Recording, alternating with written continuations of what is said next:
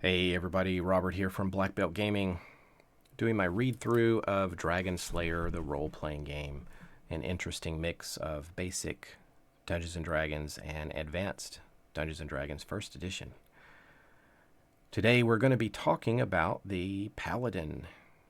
I like Paladins, and the artwork here is pretty cool. Got a Paladin in full plate armor there with looks like a great sword, two-handed sword there. Interesting with the titles here, you start off as a squire and then become a cavalier and then a knight. And you get a d10 per level for your hit points. The attack bonuses, we'll just double check it with the fighter. It looks the same. So you've got the same attack bonus as the fighter does.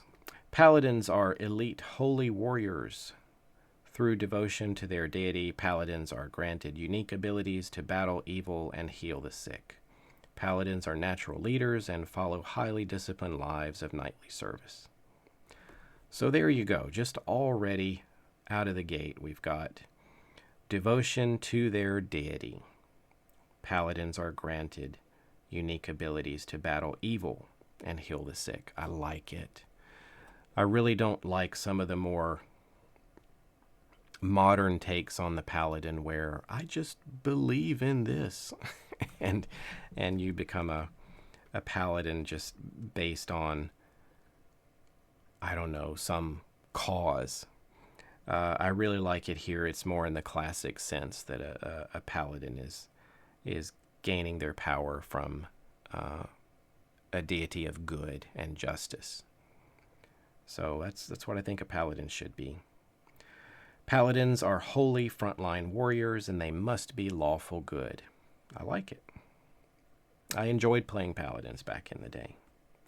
Paladins may use all weapons, armor, and shields. They strongly prefer melee weapons over ranged weapons, and must wear the best armor available. Forsworn. A paladin must defend the weak and infirm.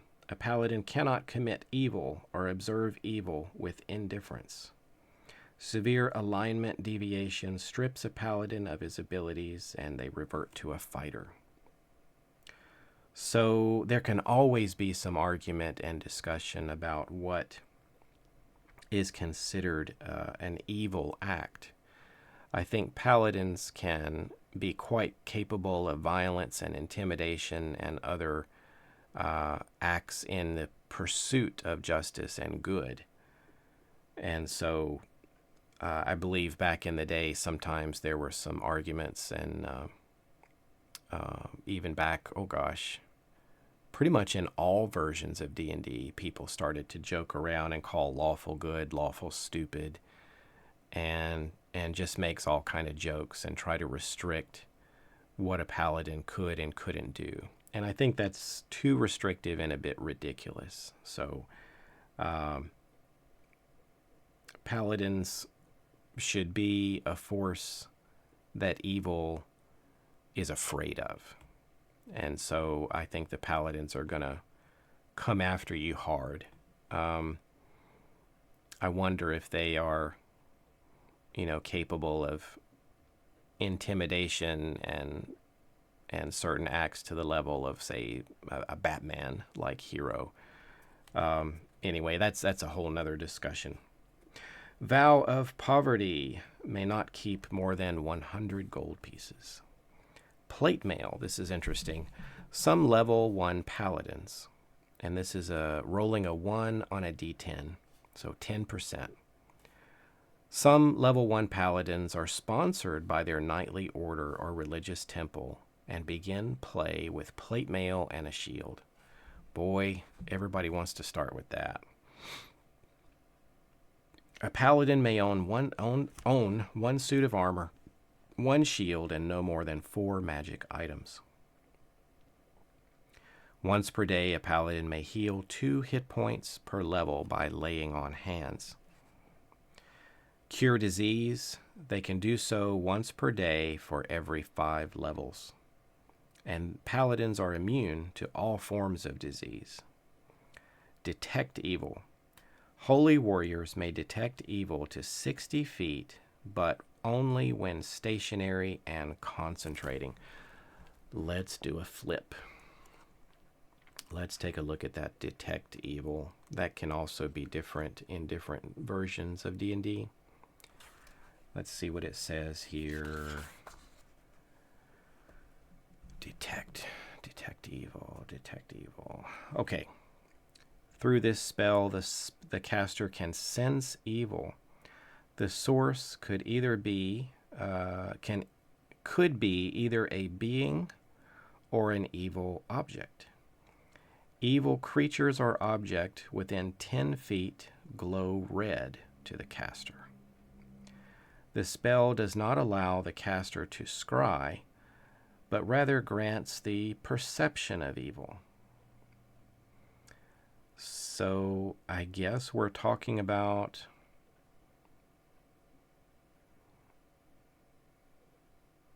maybe alignment here. If someone just simply has the evil alignment, the paladin might be able to see them with a red glow around them, or if some item has some sort of evil creation or intent, it would also appear with a similar aura.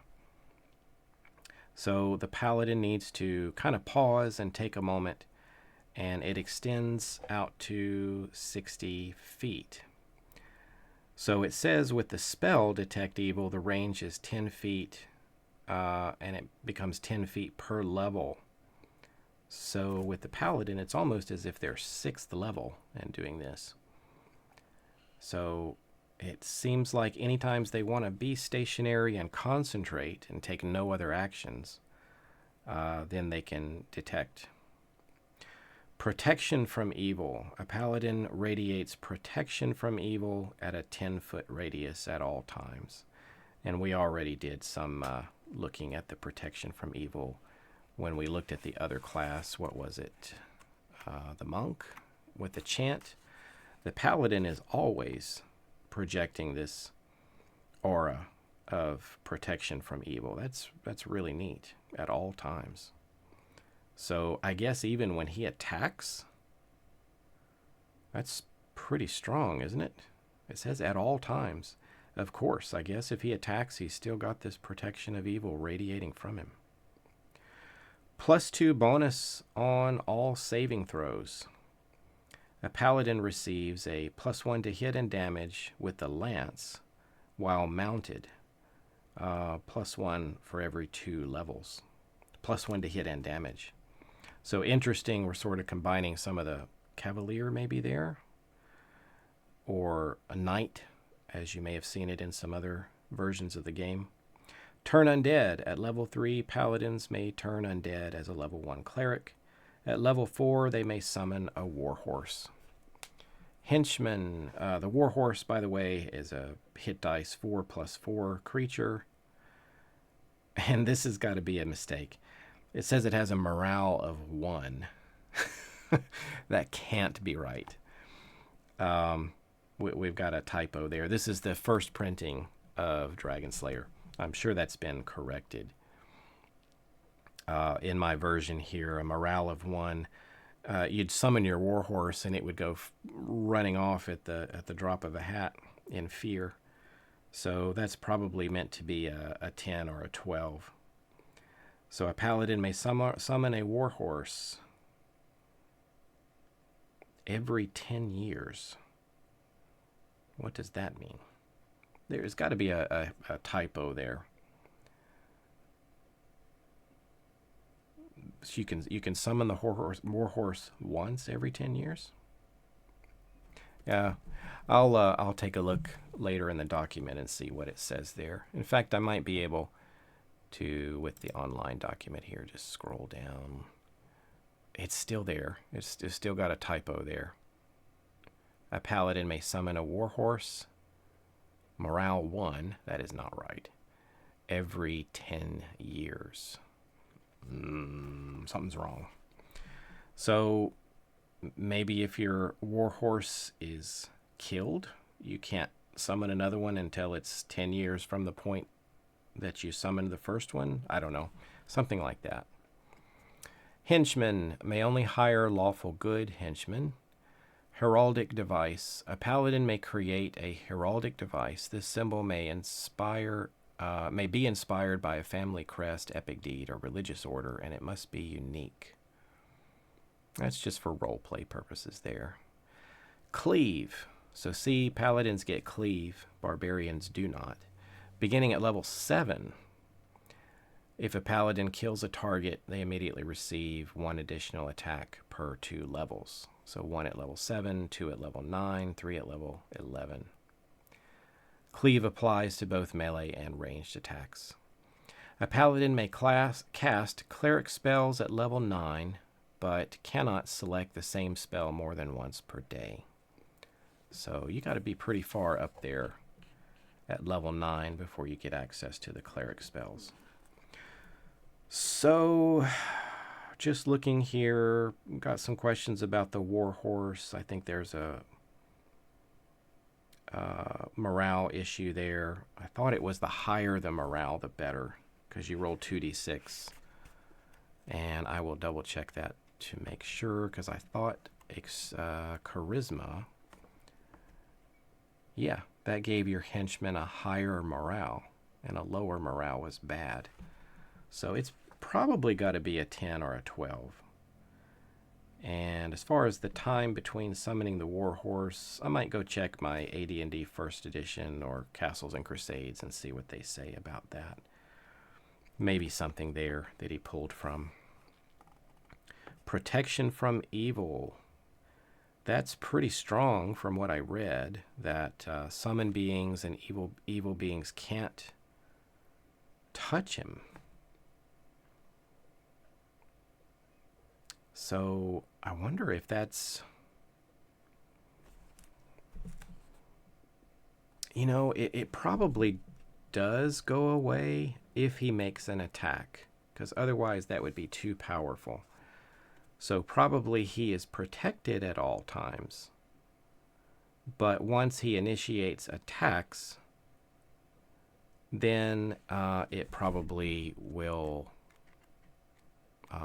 still give him the armor class bonus and the saving throw bonus, but I don't think that they're no longer shielded from even contacting him, because then the paladin would be able to just wade into hell and not even be touched, right?